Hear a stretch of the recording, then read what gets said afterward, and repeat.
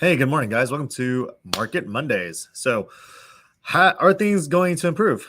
A lot of people have that question, and you guys know I've been saying this pretty much since the beginning of the year that things will improve. Mortgage rates are expected to get better next year, and with everything that's happened last week, is it going to get better? So, before we get started, we do a quick dad joke.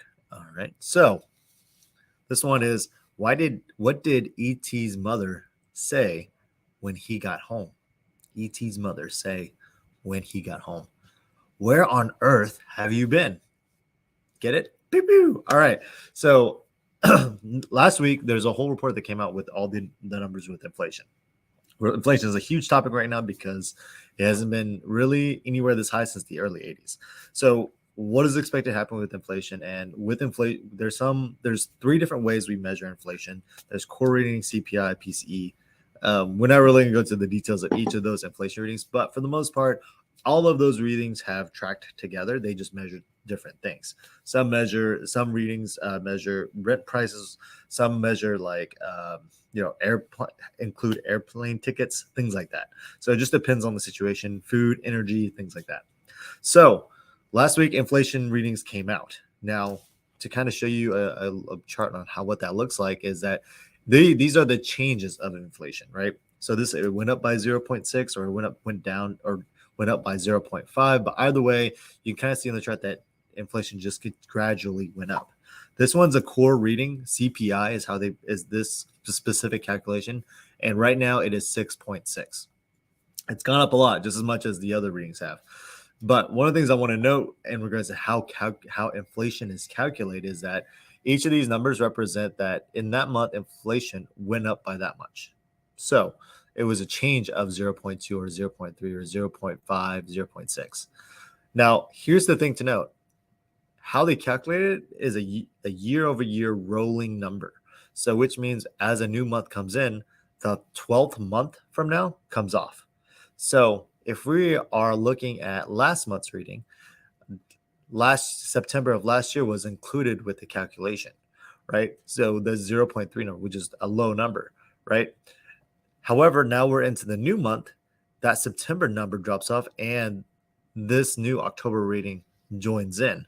Well, if you guys basic math is that if this number goes up, so will inflation, especially by a lot. So it takes out this lower number, brings down and all the numbers that are included into helping inflation come down are gone.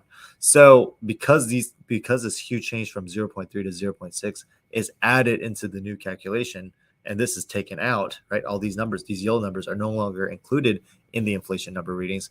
We can automatically assume or automatically can deduce that inflation will go up because of how October readings are going to go. So this is an example of now there's only, instead of having 3 readings in the last 12 months having as 0.3 helping bringing the average down, we'll only have 2 readings of 0.3 and then the 0.3 is doubled basically at 0.6 here. So that's effective. So this whole last week of what inflation did was expected. Now we're going to see that we hope that everything the Fed has done has helped bring inflation down and peaked it out quite a bit. So that's why I've been saying November is potentially an opportunity where mortgage rates are expected to get better because now it's kind of relatively stable. It's steady at 0.6, 0.5, and then we hope that the efforts that the Fed has done, which takes time. The Fed started doing all their Fed hikes in March. So these things take time because of how velocity of money works. It takes time for all these things to go into your system, go into the economy, and get affected by the economy. So whenever the Fed hikes these Fed rates, it doesn't impact mortgage rates that fast. There might be a quick response to it, but the actual bigger effect takes about 6 to 8 months for it to really impact, which is about where we're at right now since March. So hopefully that gives you guys some idea. And then just to give you guys an idea where mortgage rates are at, again, this is a Google unbiased search. If you go to Google and you say today's current mortgage rates, this is what you'll see. And today we're seeing about what we've been seeing since the beginning of really end of September, right? Everything's kind of been plateauing. We hope that this is the last peak. We were kind of stable for about a month and a half around the 6.5 range, maybe creeping up to the 7s. But in mid-September, we definitely saw the hike up to 7.5 now. So we're seeing these fluctuations every day. As you guys know, these mortgage rates can change multiple times a day.